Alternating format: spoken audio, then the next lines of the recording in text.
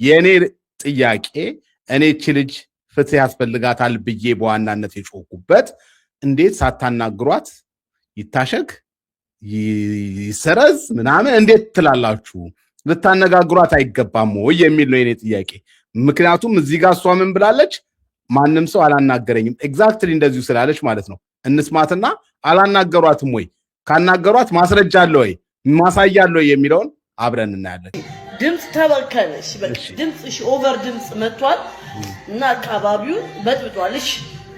እኔ እኮ ላውቀው ይገባና ተጣርቼ ይሄው እንደዚህ ሊሚት ሊኖር ይገባ ነበር። ከዚህ ሊሚት አልፈሻል እና ጄሪ ተብሎ ሊነገረኝ ይገባል። እቺ ሴትዮ አላውቃትም።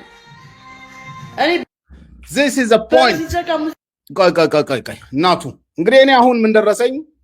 ይቺ ልጅ ደብዳቤ ተጽፎላታል ብቻ ሳይሆን ፈርማ ተቀብላለች። ደብዳቤ ላሳያችሁ።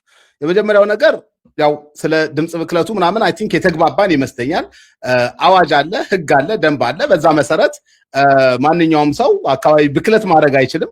ስለዚህ ከዛ መታቀብ አለብን፣ ከዛ መቆጠብ አለብን። የመጀመሪያው ነገር ማለት ነው። ቀጣዩ ነገር ግን አልተሰጠኝም፣ ማስጠንቀቂያ አልተሰጠኝም ብላ ያለችው እህታችን እውነት ማስጠንቀቂያ አልተሰጣትም ወይ? ለምንድን ነው ማስጠንቀቂያስ ያልተሰጣት የሚል ነገር እኔ አንስቼ ነበር። እንግዲህ ይቺ ልጅ እስቲ ይኸውላችሁ ይሄ ደብዳቤ ይታያችኋል። በሚገርም ሁኔታ ይሄን ደብዳቤ ላኩልኝ ወዳጆች። አጋጣሚ ዛሬ ገና ደግሞ ቀናኝ። እንደው ዛሬ የሰማችሁኝ ሰዎች በጣም ነው ማመሰግነው። ስላደረሳችሁኝ በጣም ነው ማመሰግነው። እንዴ ነውር አይደለም እንዴ? እናቱ እዚህ ጋር ፈርማለች። ቆይ ይሄን በቪዲዮ አድርጌዋለሁና እሱን ላምጣላችሁ። ስሟን ጽፋ የፈረመችበት እንደሆነ እንድታዩት ያስፈልጋል። አንድ ጊዜ እሱን ላምጣላችሁ እና ደብዳቤውንም አነብላችኋለሁ። ይሄ ደብዳቤ ተጽፎ ተሰጥቷታል። ፈርማለች እቺ ልጅ። አልፈረምኩም ካልሽ ጥሩ አትምጣልኝ። አልፈረምኩም ትላለች እቺ ልጅ። እሺ ቪዲዮ እንትን አላለም። ዙም አድርጋችሁ ልታዩት ትችላላችሁ። አቴቨር እኔ ግን ላንብብላችሁ። እዚህ ጋር ይቺ ልጅ ወይም ደግሞ ጄሾት ባር ይባላል። ጄሾት ባር እዚህ ጋር ይኸውላችሁ ስሟ እዚህ ጋር አለ። ቆይ ይሄ ይታያችኋል። ይሄ የምከባው ይሄን አያችሁት? ይሄ እሷ ስም ነው። ኢየሩስ ከድርጅታችሁ የሚለቀቀው ድምፅ ልቀት በሚል ተፈርሞ ተሰጥቷታል።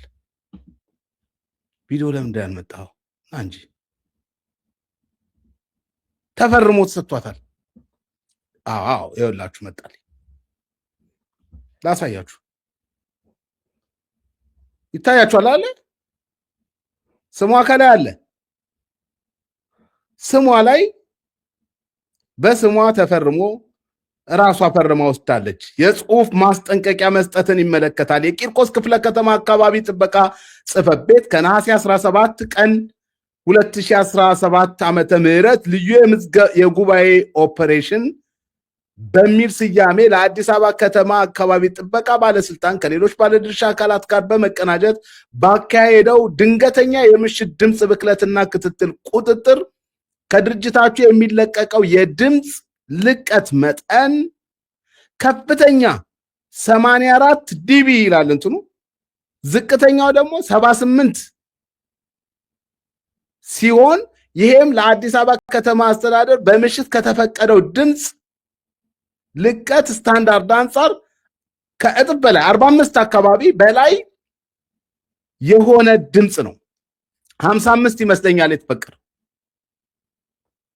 እናም በዚህም አካባቢው ነዋሪዎች ላይ ከፍተኛ የሆነ የመልካም አስተዳደር ችግር ከመፍጠሩም ባለፈ በኢፌዴሪ ሕገ መንግስት አንቀጽ 44 ለዜጎች የተሰጠውን በንጹህና ጤናማ አካባቢ የመኖር ሕገ መንግስታዊ መብትን በመጣስ ላይ ይገኛል።